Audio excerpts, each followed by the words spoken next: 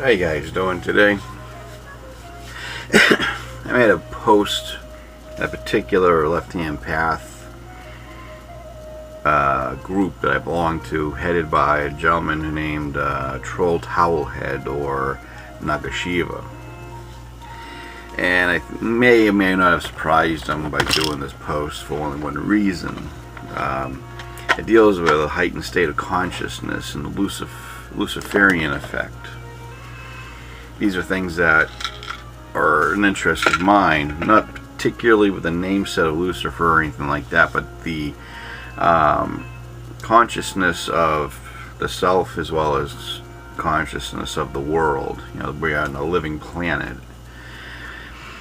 It was talked to me about over 20 years ago about how the planet was not just alive, but it had its own electrified sphere. And that all these great wonders of the earth actually were receptors and transmitters of this type of energy. And in this particular video, which I enjoyed, was it talked about how there was an increase and a decline in human consciousness and science, as well as into spirituality. And it would always be like a roller coaster, going up and down, up and down. And when I explained this, it talked about how the Earth would change its polar flux every, I think it was like 13,000 years, or 26,000 years, I forget which. But during this equation of mathematical terms, as societies increase, just as about at the pinnacle of their evolution, the Earth reclaims us by changing its polar axis, creating, of course, a shitstorm of all kinds of fun stuff.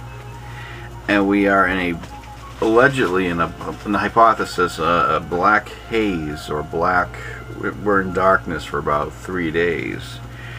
But the funny part was, and this is where it kind of gets weird for some, is that our psyche, our whole brain, goes through like an EMP pulse, where we're not shielded by the atmosphere, the cosmic rays, or anything like that. We actually have a reset button that makes us all start from the beginning again. It's an interesting theory, hypothesis, however you want to label it. And it talked in depth about different things. A lot of the stuff this particular program I saw, intrigued me because a lot of the stuff I looked into already. And funny part was, about 2/3 of it I already knew. The other stuff was kind of like, oh, interesting. It's kind of like filling in the blanks. However, it was also giving me more places to research and what have you. That's what I like about learning other things, you know. Even though I follow a particular paradigm, I'm not restricted to it, you know, so I can go off and study different things. So, which leads me to another conversation, not only dealing with consciousness, but I remember I went to a witch's shop. It was truly a witch's shop, not a metaphysical, you know, incense shop, metaphysics and all that. I mean, this was a real witch shop. The lady who owned it was a witch. So when I told her, yes, I'm a Satanist, she looked at me and went, cool. Then I knew I had a kindred spirit, because when you are at a certain level of personal consciousness, it doesn't matter who does what, unless they're burning your house down with you in it. You know, their paradigm is their own, right? And she was at that level, which was kind of, I don't ever expect it, because I get disappointed by a lot of different people. So I don't make expectations, but it's kind of neat to know this person only made it. But you know, it shouldn't be a surprise, but it is a surprise, because you know, you shouldn't put expectations on people. So we chatted a bit, talked about philosophy, different things, and it's funny because when you follow some people who follow, say, Wicca or pagan, or they follow a singularity of their paradigm, let's say occultists in general, if you follow a singularity, you subconsciously you put blinders on to the social consciousness around you. You're following the singularity. This is what you're doing, and that's that. And even some traditions, I had some local Gardnerians talk about this, where they got to find out what the rules are to the teachings that they're going to be taught.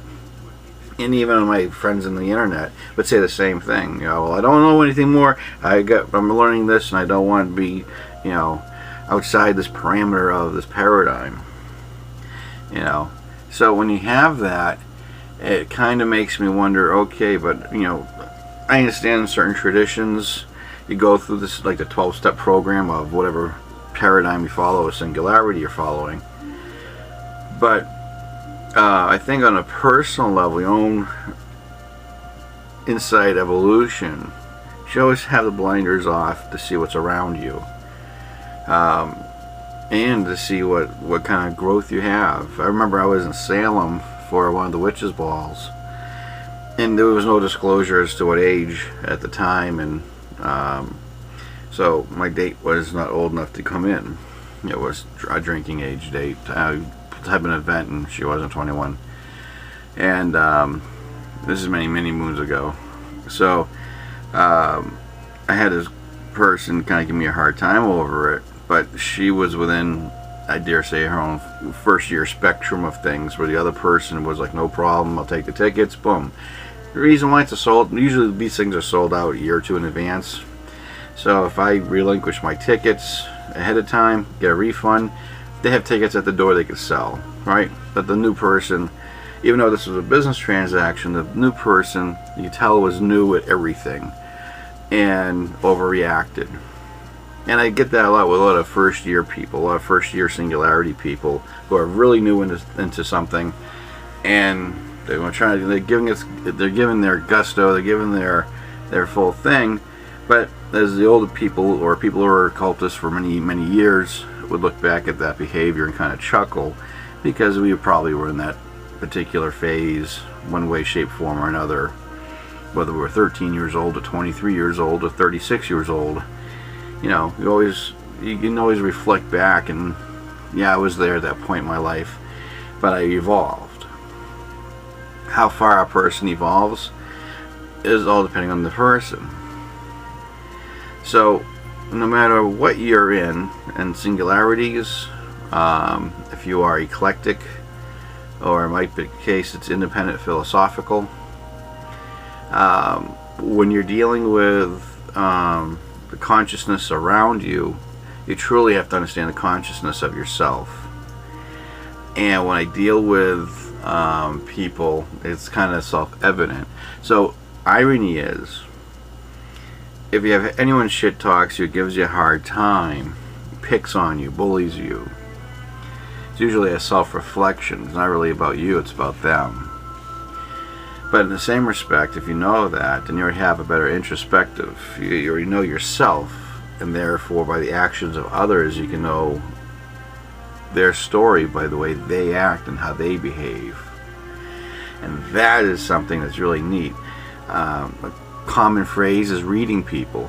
Cold readers use this type of technique to basically size you up and read you your life story, and it would be so true because of your characteristic that you're portraying.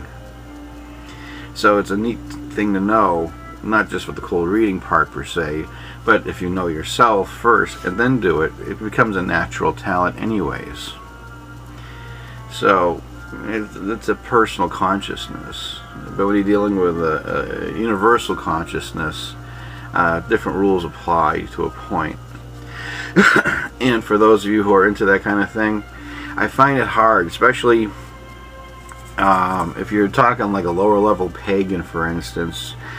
Being one with the earth is a great thing, but if you're looking at a higher level of things, consciousness if you would, it would be a harder thing, I would think, because I think in the last 10 or 20 years, or last few generations, the world is in flux because it's slowly changing its magnetic polarity.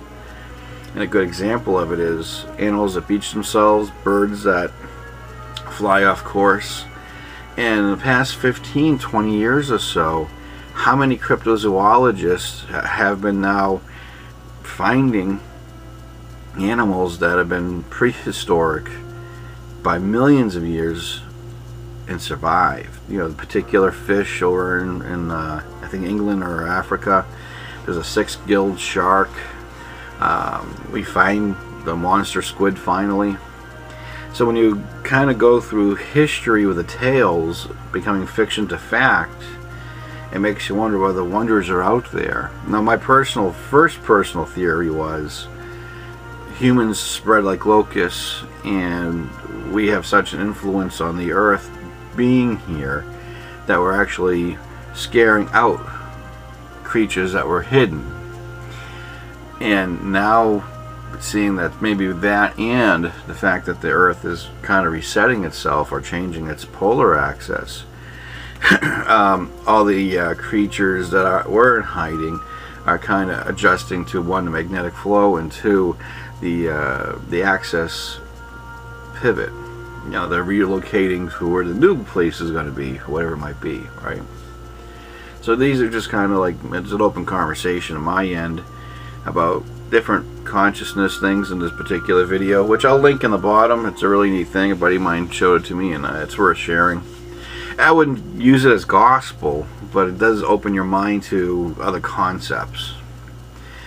And another thing is, except about 2/3 of it throughout the last 20 years of my life, I've been looking into all different stuff, and not the deity perspective, but more tangible perspectives. So the deity stuff coming into play, filling in the blanks. You know, you can't disqualify religion for religion over science. But sometimes when they meet together, they create a very interesting story. So hopefully this will all broaden your horizons and you see for yourself what it is I'm talking about. But it's really neat. And like I said, when you're dealing with your personal consciousness, it's best to know yourself before you start to know other people. And when you really start doing it, and you can be in a crowd and you can almost read every person in there as to who and what they're about. And it's a good technique to learn. I won't get into that in detail, but it's just something that became a talent of mine throughout my different years of employment for what I was doing, because I dealt with a lot of social phenomena.